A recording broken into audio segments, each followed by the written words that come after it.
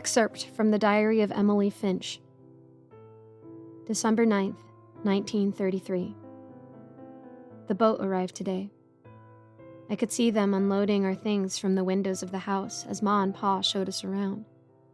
The house has its charms and is not too dissimilar from the farmhouse we have left behind. The house has its charms and is not too dissimilar from the farmhouse we have left behind. It is sturdy and warm, yet the emptiness of it unsettles me a little. There are memories of a past life here. Not mine, but the former keepers. It feels as if we are stepping into the life of someone else. The furniture remains as they left it. The beds are made, but I still smell someone else in the sheets. I did catch a brief glimpse of them as we departed the boat, another family waiting by the docks. There were only 3 of them. A weary-eyed man, his taciturn wife, and a child younger than my brother and I. I wonder whose bed I am now occupying.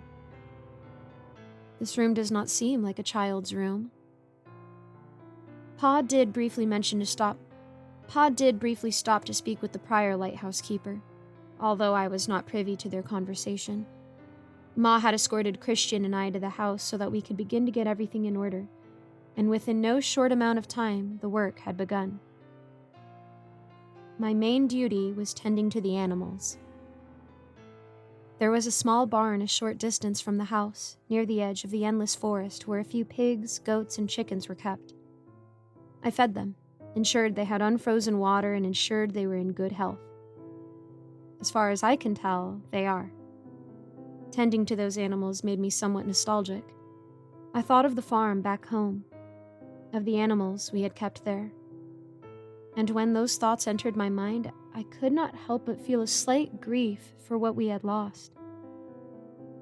I know that misfortune is inevitable and that our farm was not the only one touched by the blight, but that our crops had suffered the worst while others had managed to make do.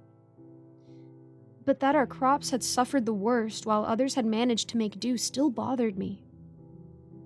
I know it was just random chance, but that did not take the sting out. I know there is no point in dwelling on the misfortunes of the past, but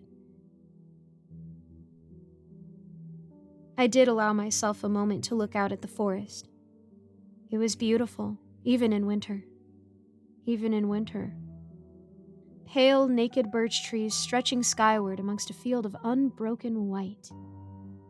Even in the visual, there is a cold that cuts me to the bone. Yet it is still beautiful all the same.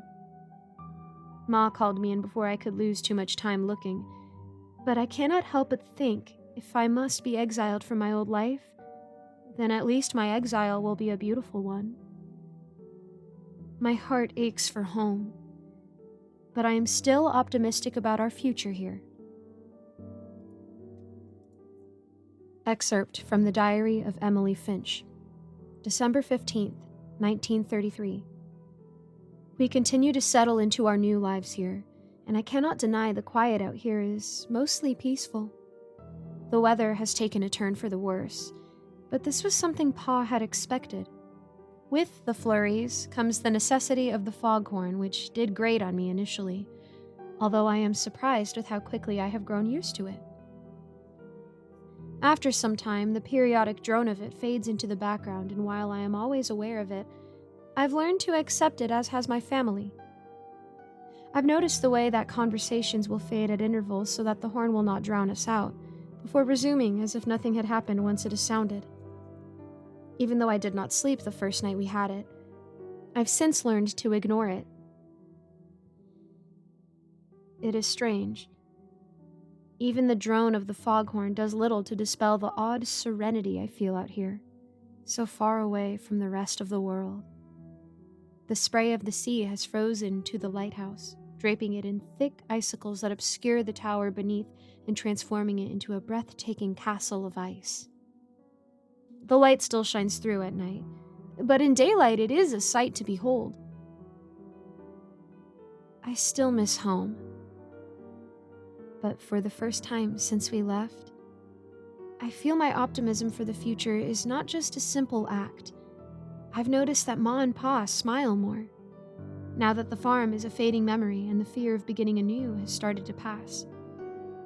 As we settle into a new routine, I can sense the burden off their shoulders. I even caught them sharing a moment, laughing at a funny little coincidence in their outfits for the day. Matching overalls with different colored shirts. Pa's red flannel, hers yellow and with a floral print. Just watching them. For a moment, I had forgotten about the misfortunes that plagued our family and drove us out here. Their infectious happiness brought a smile back to my face, and I could not help but wonder if someday I too might share such contentment with my own future husband. Even Christian seems to be in better spirits. He's been mighty interested in helping Pa tend to the light, considering how it will likely become his responsibility one day, if we do wind up staying here. And in truth, I hope we do. It's no harder than the life we lived on the farm, and despite the dreary weather, we're already happy here. For the first time in a long time, I truly feel as if we might be okay, and that kind of hope feels better than anything right now. Excerpt from the Diary of Emily Finch, December 17th, 1933. I awoke today to find that something had been sulking around the barn last night. Something killed our chickens, tore them to pieces, spilling blood and giblets all over the place. It took the eggs, too. The nests were empty, with only a few broken shells to prove there ever had been eggs to steal in the first place. Not a single bird survived, and the meat is no good to eat. Something else had been gnawing at it. Pa says it's probably a wolf, a fox, or a coyote. I know he's likely right, but I don't remember ever seeing one of those critters tear open a chicken coop before.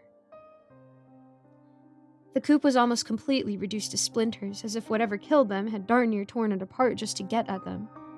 I asked Christian if he's ever seen anything like it since he's older, but he just shook his head and said he hadn't. The other animals are scared. I went in and checked on them. The goats were in a panic and the pigs wouldn't stop screaming. I think they can still smell whatever was creeping around the barn last night. Pa says we need to lock it up extra tight, but after what that animal did to the chicken coop, I'm worried it won't be enough. I think he is too. I noticed him unpacking his rifle before supper. He and Christian went out soon after, although I didn't hear any gunshots. The wind and the horn probably drowned them out. I should have asked to go with them. Pa told me that I was too young to shoot a gun last year, but I'm almost 14 now. I ought to be able to handle it by now, and considering what that animal did to our chicken coop, it might be a good idea to have someone else who can shoot. The snow is getting a little worse. A few nights ago, I could still see ships in the distance, passing by in the night. Now, I don't see them anymore. I don't feel that same serenity I felt before. All of a sudden, it's turned. The isolation doesn't feel as peaceful now. Now I just can't shake this heavy feeling in my guts. I tell myself that this too shall pass.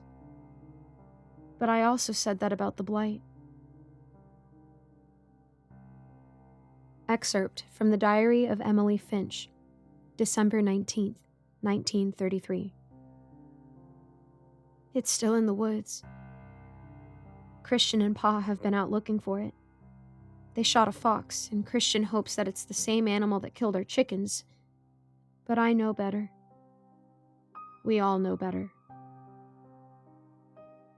The other animals in the barn are still scared. At night I can hear them screaming, even from my bedroom. Their screams cut through the howling wind outside. I can't help but wonder if they know something is close by, and if they already know that the barn will not protect them. As I lay in bed, I find myself wondering how safe we are in this house. My bed. No, Not my bed. Not really. I cannot sleep tonight. Not after what I found today. I don't know much about the family that used to live here, that tended the lighthouse before we came. I know that Pa told us that we would be staying at the lighthouse. He told us that when we could no longer tend to the light, the job would fall to Christian, and then later to his children and my children. It would be the responsibility of our family, as I suspect it once was the responsibility of the family who lived here before. The family who built their lives here. The family who had left this place behind. I saw the grave as I was outside feeding the animals this afternoon. It was a short distance away from the barn, by a large tree on the edge of the forest. I had not paid much attention to it before, but one of the younger goats, who I've taken to calling Little Miss, Miss being short for mischief, had gotten out and it had wandered over toward the tree. I had to pick the poor thing, who was shaking from the cold, and carry her back to the warmth of the barn. But as soon as I collected her, I noticed the small, snow-covered wooden cross pressed up against the bark of the tree. On that cross was etched a name. Tom Pattinson, 1917 to 1933. A grave. I came back to inspect it after I had taken Little Miss to safety. Even without the year carved into the wood, I could tell that the cross was relatively new. Was this why the previous keepers had left this place? A tragic loss? I remembered that the child they'd brought with them had been fairly young, and I am quite sure that it was that child's room that Christian had claimed as his own. It was the larger of the rooms we had to choose between, and I remember that he had spent a day taking down the circus wallpaper and putting on a fresh coat of paint to make it more to his taste. My room required no such alterations. The bed was large and comfortable, needing only fresh liners, although it did smell as if someone else had once slept there. The walls were plain and painted in a neutral white, and the sparse furniture in here was bare. An empty desk, an empty dresser, an empty night table. No trace of whoever had been here once upon a time. I'd thought nothing of it back then. Now, I cannot dispel the thought that I am sleeping in a dead man's bed. Or not sleeping, I suppose. The wind is howling outside. I cannot hear the ocean. The animals are screaming. And I wonder if they're warning us. Excerpt from the Diary of Emily Finch, December 20th, 1933. It came back last night. It tore its way into the barn, ripping the doors off their hinges. Most of our pigs and goats are either dead or missing, including Little Miss. It tore her in two, feeding on her innards. I only hope she died quickly. What few animals we have left are not safe. Something is strange about this animal. It slaughters almost indiscriminately. It feeds. This much I can be sure of. But it kills almost out of spite. There's a cruelty to it, one I cannot fathom. I cannot stop thinking about Tom Pattinson. What killed him? He was a young man, judging by the dates on his grave. He must have been about 16. Was it illness? An accident? Or were the former keepers of this lighthouse fleeing something? Had we simply gone from one bleak situation to the next? I do not know. Christian and Pa went out looking for some of our animals. They found a couple of goats, but none of the pigs. Better than nothing, I suppose. Pa managed to repair the barn, but his repairs are not very sturdy. there is little that would protect the few animals we have left from that creature's return. As I write now, they are watching the barn. Pa is on watch now, and soon Christian will take over while Pa sleeps. I hope they can deter it. I want to have faith, but I feel I've wasted the last of my optimism. Excerpt from the Diary of Emily Finch, December 21st, 1933. The gunshots woke me up, several of them in quick succession, ringing out through the darkness of the early morning. I rushed out of my bed and ran to the window to look out. Although, even though the storm was much lighter than it had been, I could see nothing through the darkness. I could hear Pa and Christian yelling, and knew that our unseen tormentor had returned. When daylight broke, we saw blood in the snow. So if nothing else, we know that whatever is out there can be wounded, and in all likelihood can die. That brought me some comfort, and Pa clapped Christian on the back and told him he'd done well in hitting our unseen tormentor, as that would make the creature easier to track. Christian did not say a word as Pa went back inside to prepare for their impending pursuit of this thing. He only stared at the blood in silence, standing like a statue in the drifting snow. I asked him what was the matter. He did not immediately reply. I had to ask a second time before I got an answer out of him. He told me that he had seen it last night. While it had been creeping out of the trees and making its way toward the barn, he had seen it. I asked what it looked like. Had it been another fox or a wolf or even a bear? He simply shook his head. No, he said. It was a man. The certainty in his tone gave me pause. I almost wanted to ask if he was sure about what he'd seen, but it was obvious to me that he knew. He knew without a doubt what he'd seen. A man. Without a further word, he turned around to follow Pa inside. We did not speak again until I said goodbye as he and Pa left an hour later to track down our mystery beast. They did not return. As night fell, and Ma's worry grew, we could only watch darkening woods while the storm began to pick up again and the snowfall grew more intense. As Pa had not returned, it fell to me to tend the light. Pa had explained some of it to Christian and I, but I did still struggle with it. Despite my inexperience, I do believe I did a good job, and that small amount of pride taken in my work is just about the only comfort I have right now. As I write now, Ma stokes the fire in the hearth, and right now there is little difference between her busy work and my writing. We are trying not to think about the stark reality we may soon be facing if Pa and Christian do not return home soon. There is a radio in the house we can use if needed, but the storm has made it difficult to reach anyone too far away, and even if we could reach someone, help may not arrive for us anytime soon. If Pa is not back in the morning, we will still try. Even if he does return, we may still try.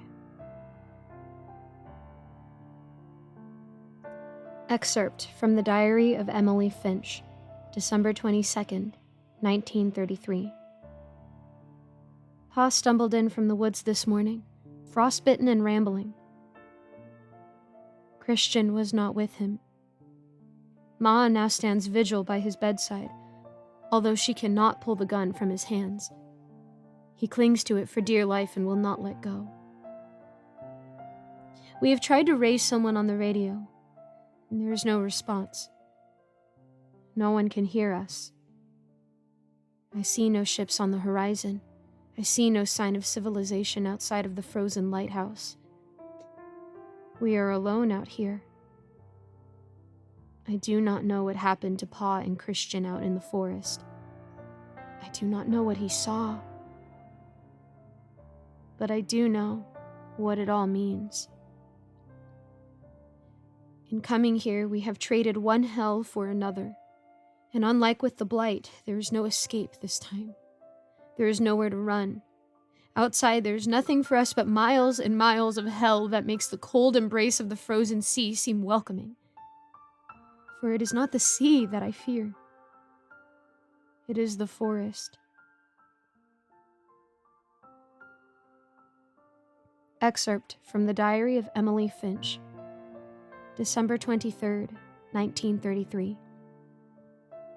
It returned last night while we slept. Predictably, the animals in the barn are all dead. I do not need to go and check, for I can see the blood on the snow from the house, and there is a telling silence in the air. They are dead. The meat cannot be salvaged, and that is not all. The previous keeper of the lighthouse maintained a small pantry in the cellar. There was not much there, but there might have been enough to get us through the winter if we rationed it. Now, though, the pantry is gone. Something broke in and ransacked everything. Pa says that this is not just the work of a hungry animal. He swears that this was an act of spite, revenge, taken upon us for the sin of wounding this thing that stalks us from the trees. He almost seemed ready to go out after it again, but Ma forced him to reconsider. The cold would kill him long before the creature would. He still clutches the gun as if his life depends on it, and I can see a newfound madness in his eyes. Were I not more afraid of whatever is stalking us outside, I may have been afraid of him. He watches the windows, searching for any sign of movement. He still has not spoken about what he saw out there. He has not even spoken about the light which I have continued to tend, as he is in no condition to do so. Ma does not like me going out to climb the tower, but I have insisted. Despite the dangers of whatever lurks outside, as well as the, by this point, laughably mundane risk of ice slowing off the frozen tower and crushing me, the work must be done. Should the light not be tended, someone could crash upon the rocks here and be subjected to a worse hell than the one we now occupy. Ma and I have tried to salvage what we can from the pantry, but there is so little. Pa has discussed butchering the dead animals to try and salvage what we can. We are still trying to call for help on the radio, but no one has answered. I fear we may not have any luck until after the storm has passed, and even if we could get through to someone then, I know that help would not come until the new year. I want to hold on to hope, but I have none left. In my heart, I already know the truth. We are going to die here, be it from starvation, cold, or the beast. We will die out here, and there will be no headstone to mark our graves. Excerpt from the Diary of Emily Finch, December 24th, 1933. It came again. The first time was last night. I did not see it, but I heard Pa shooting at it. He said he saw it retreat back into the woods and posted a vigil out front, waiting for it to make its return. He did not move for several hours and only relented when Ma forced him to come inside. He's not been sleeping much, and the exhaustion is clear on his face. Ma guided him to his armchair, and he was asleep the moment he sat down. She didn't even have time to brew him some coffee. After that incident, the day passed without any further excitement. There was little for us to do but wait and watch, and Pa did not wake again. I think the exhaustion had finally conquered him. As dusk fell, I bundled myself up to go out and tend the light. As I did, I watched as Ma gently pulled the gun from Pa's sleeping hands. "If you're going out, I want you to take this," she told me. I told her that I did not know how to shoot, and she showed me. It was not much of a lesson, but I suppose she reasoned it was enough for the 50 feet I'd need to walk to reach the lighthouse. Under the darkening sky, the frozen lighthouse looked like a chapel to honor winter itself. A thick layer of pale ice seemed draped over it, turning it from something mundane into something beautiful. I clutched the rifle close as I made my way through the wooden door and inside, where it was no warmer than outside. From there, I started up the stairs to clean the reflectors and light the lamps. The snow was not as bad as it had been, but I still let the foghorns blare, to warn any oncoming ships away from the hell we now occupied. And then, once my work was done, I stared out at the sea and allowed my mind to wander back home, back to the farm where we had once been happy, where I had grown up, playing under the warm sun, dreaming of the person I'd become and never once imagining I'd die cold, young, and so far from home. I really did try to be optimistic. I really did. But optimism only gets one so far. As the sun set, I thought I caught a few glimpses of the moon behind the clouds, and as I sat on the stairs of the lighthouse, I quietly wished myself a Merry Christmas. Christmas. I'd forgotten about that up until that moment. We hadn't even set up a tree. Swallowing my lamentations, I descended the stairs to return to the house. It was only after I'd reached the bottom and opened the wooden door to step back out into the cold that I heard the screams. Through the snow and the darkness, I could see the lights of the house, and I could see the shadows moving in the windows. One I recognized as Pa. The other I did not recognize. But it was far too big to be a man.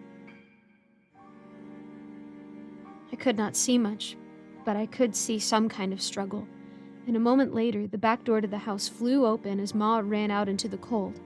I heard her screaming my name, telling me to get back into the lighthouse and to barricade the door. Then I saw the shape emerge from the house behind her. I could not see it clearly through the snow, but it moved faster than I had ever seen anything else move, bearing down upon my mother and grabbing her with dark, frostbitten hands.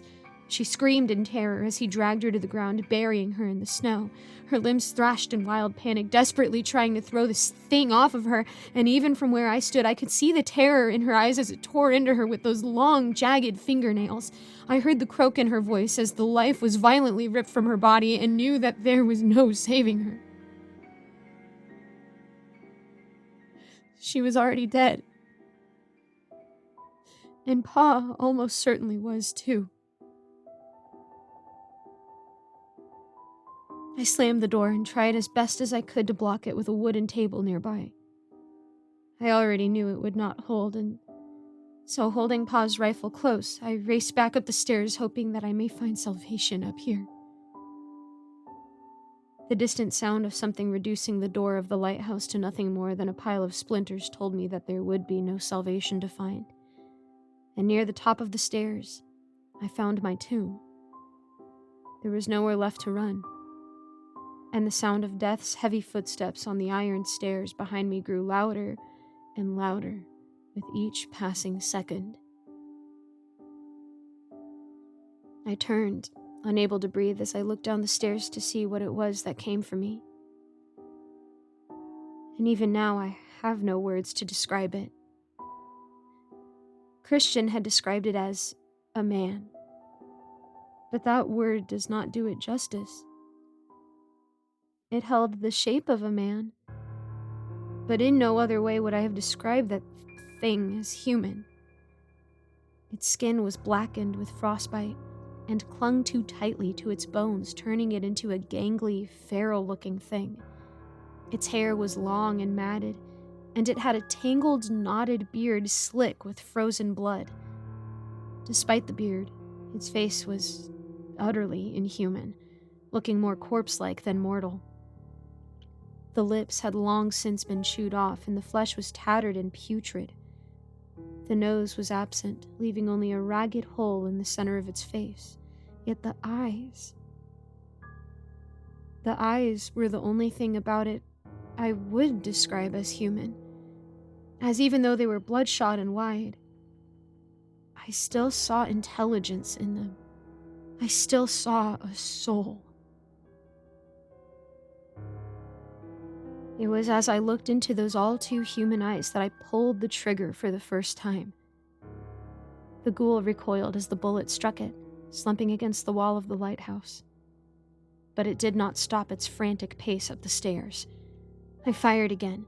The second round either missed or only grazed it, as it did not slow. It drew closer, and was now only a few feet away from me. I hastily chambered my final round as it raced toward me, its black and tattered mouth opening in a feral scream. I almost dropped the bullet, but by the grace of God, I chambered it and pulled the trigger. The final bullet tore through its head, spattering a smear of blood and viscera on the wall behind it. Its eyes glazed over, although its body did not stop moving. The limbs flailed as it lost control, and it seemed to lose its balance, sending it plummeting back down the stairs about half a flight. It hit the railing before tipping over and plummeting down to the floor far below with a final thud. As the silence set in, I stood there unmoving. My blood rushed in my ears, and I waited for the sound of movement to begin again, but there was nothing. I was alone. I am alone. Excerpt from the Diary of Emily Finch, December 25th, 1933. The ground is too hard and the snow is too thick to bury Ma and Pa. I have placed what remains of them outside, and only pray nothing else scavenges their corpses. I did not extend the same courtesy to the creature, who I put several more bullets into and beheaded, before dragging its corpse to the edge of the cliff and throwing them onto the rocks below. The head I smashed with the axe. Better to be sure. The house is damaged, but I think I can manage to make a few repairs to keep me from the cold. I do not know how long I can make my limited supplies last, though, even if I ration them. I will do what I can, but I am trying not to instill myself with false hope. I will still tend to the light for as long as I can, as I cannot determine any benefit to letting it go out. But when I am not with the light, I will remain by the radio and continue to attempt to call for help. I must not instill in myself the hope that I may be rescued. Yet there is a part of me that clings to it anyway.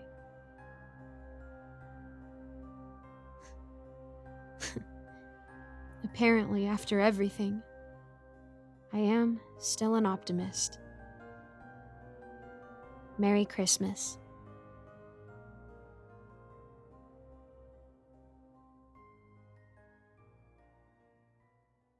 Thank you so much for listening to this narration. I hope you enjoyed. A quick thank you to my patrons, Rinku Starr, William Hartley, Cupcake Hips, Alonzo, IC Narrates, and Jesse Hartley. Again, thank you all so much for your support. If you've got any prayer requests, feel free to reach out to me on any social media, and I would love to know how I can be praying for you. And also, about each month, I link a different cause in the description to donate money to, people going through some tough surgeries or funds for victims of natural disasters, etc., etc. If you've got a little extra money to give to someone in need, I've got at least one link for you each month in the description. So that's there for you to do that if you feel that you can. Even if it means that you unsubscribe from my Patreon, that's absolutely wonderful. Much love, and thank you guys again for listening, and I'll see you in the next video.